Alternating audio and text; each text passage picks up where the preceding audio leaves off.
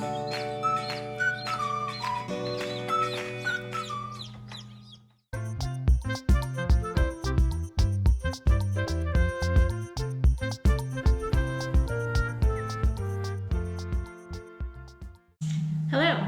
so I want to show you how to incubate eggs. You can incubate your own eggs, eggs that you bought locally or eggs that you had shipped to you. With shipped eggs, one thing that I always recommend and that I always do is you want to put them in an egg carton, pointy side down. So if you look at the shape of the egg, there's like a fatter side and then a pointier side. You want the pointy side down in the egg carton, sit them upright for at least 24 hours. The reason that you're doing this is because you want the air cell of the egg to settle. Sometimes in shipping and the post office, they're not too gentle with the eggs and the boxes and everything like that, and they kind of get tossed around and literally your egg can get scrambled and the air cell can become detached. So you want to allow it to potentially, they do sometimes reattach. My favorite incubator is the Nurturite 360. I have two of them, mostly only because I'll have eggs already in there and then I'll be like, you know what, I want to hatch something else. So I start off the other incubator. That's the only reason I have two. It's been great. I've had them for, I don't know, like 3 years now. It's an amazing incubator.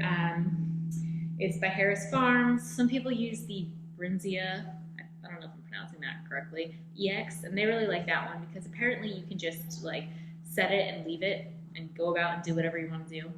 You don't have to keep checking on the humidity or anything. You could literally like put them in there and come back 3 weeks later and you'll have chicks. Apparently that's what I've heard. But this one's super easy. You literally just have to set the temperature, which for Silkie eggs, I always do 99.5.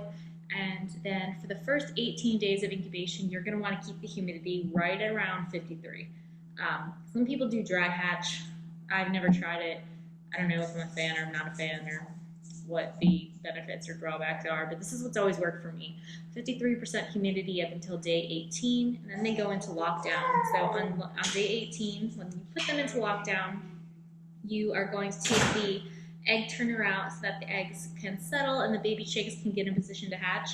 And then you bump up the humidity to help them come out of the egg easier. And I usually do like roughly, I don't know, for some reason it's always like 71, 72% humidity. And I'll show you in a second how to control the humidity in your incubator, and I'll show you through the process too, kind of what that looks like. It's always amazing to me that you can literally, like with chicken eggs, 21 days, 3 weeks, and you have a regular egg that you would like cook for breakfast, and it turns into a full-grown chick.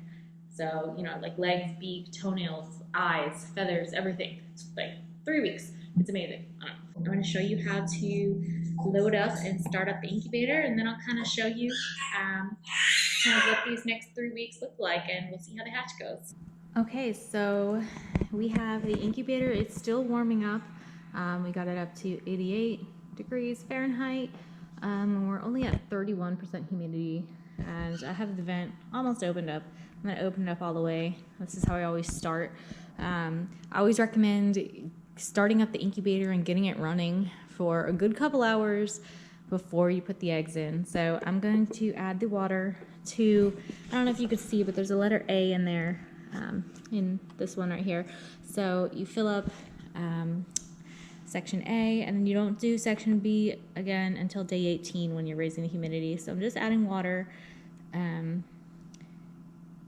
kind of until you'll see it'll get pretty full and it'll kind of stop taking it. Okay, so we filled it up and now we wait. Today is day 1. We are going to put the eggs in the incubator.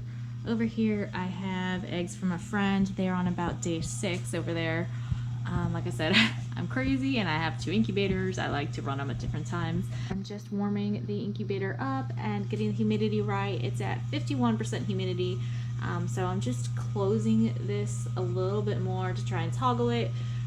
I get kind of like really anal about it, and I like to get it exactly at 52 in the sweet spot. A little hard to maintain. Like I said, it falls and rises periodically, so there's some variation there, but for the most part that's where I try to keep it at.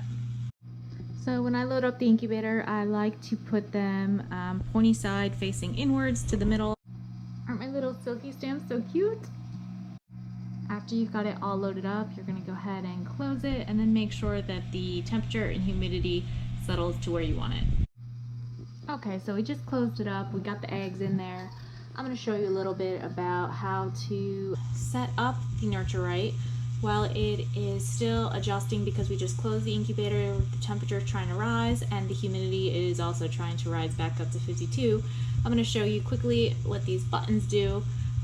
Okay, so over here is the menu button. If you hold it down, it will display the temperature settings, so you can actually change it for, I guess, different types of eggs.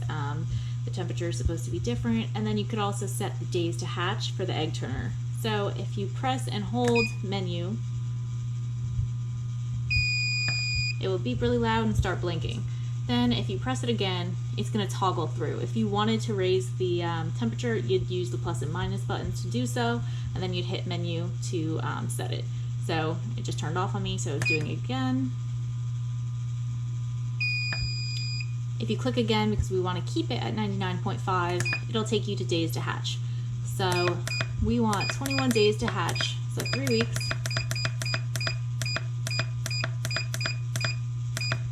And then you're gonna hit OK. You'll notice that this light over here just popped on. This is our egg turner. So when this light is on, it means that it's going to, by itself, be turning the eggs for you.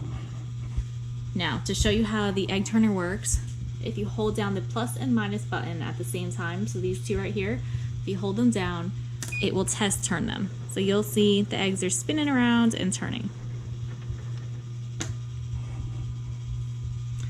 This last button over here is the egg candler. You turn it on. You could pop an egg right here, pointy side down, and look into the egg.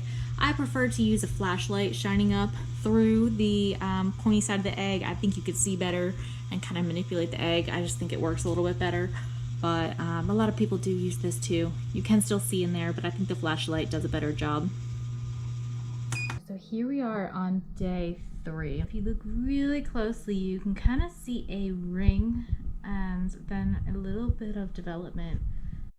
Okay, so it's day 4 and you can see full development now very nicely. You can see the veining, and you can actually see the eye of the chick, this little circular part. Okay, so here's another one, still day 4. This one's looking good. Looks like we have fertility in all of the eggs that we put in the incubator, so that's really fun. Last one for day 4. This one is just super vibrant. You can really see. Looks really cool. What's up, guys? Today's day 10. We got screaming babies in the background. We're going kind of crazy over here.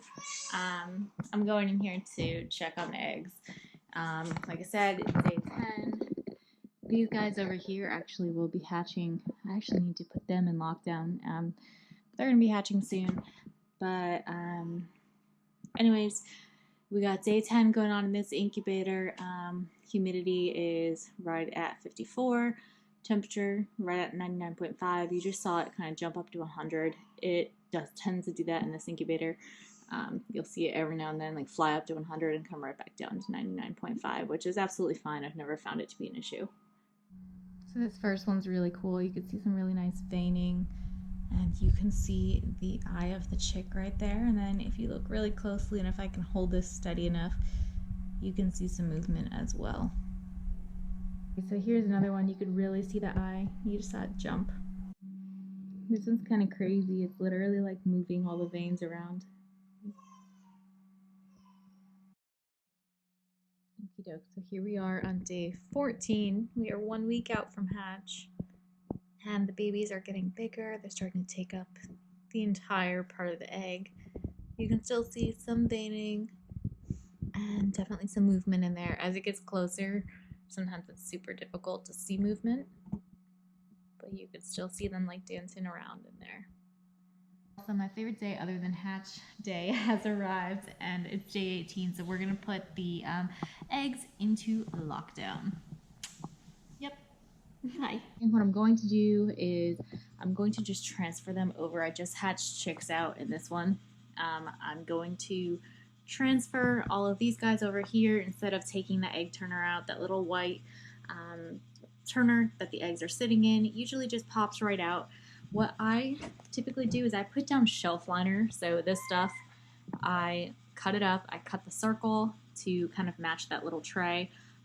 It helps when the chicks hatch so that their little feet are not getting stuck. If you look in here, that little tray, it's kind of big. Little baby chick toes can get stuck in there, especially silkies.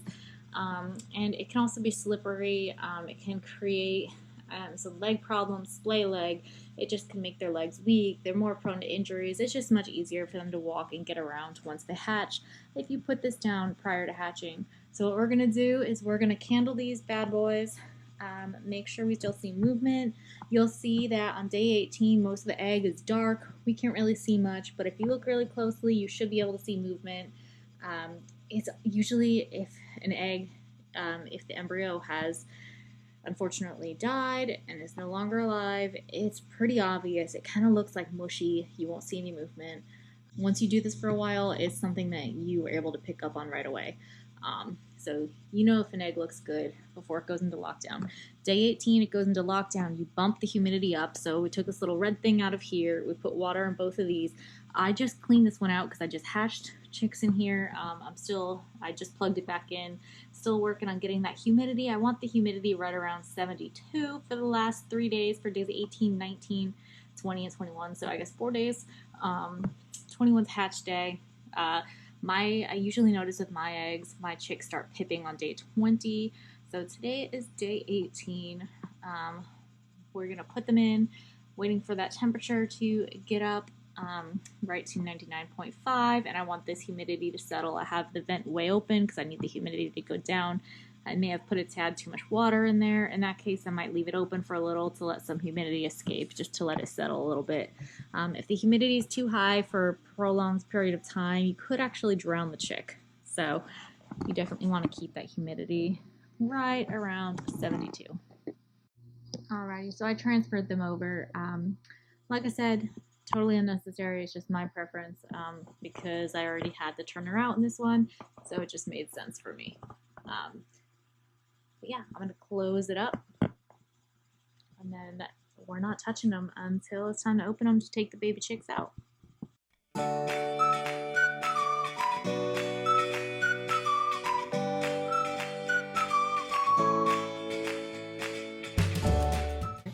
It's always best at this point to really, unless you really need to open the incubator to like help someone hatch, or like there's something going on with one of your chicks. If you have a pip in the egg like this, I cannot stress enough how important it is to not open the incubator. Chicks need that high humidity. You can see it's at 75.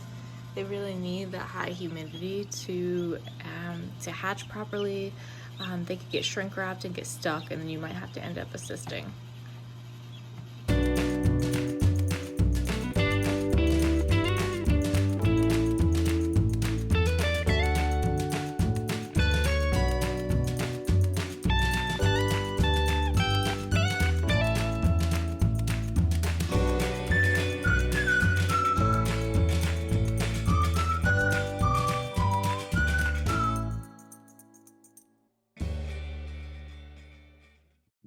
When they first hatch, I typically leave hatchlings in here for about up to 48 hours. I usually do 24 hours after the last one hatches to let them fully dry off.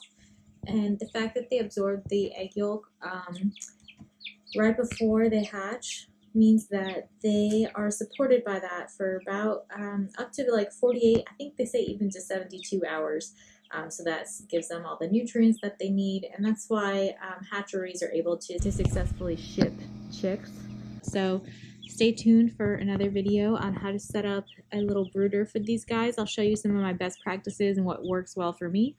And that's it for now. Thanks so much for watching, and please don't forget to like and subscribe. Hi, little cutie. Let's get you guys out of there.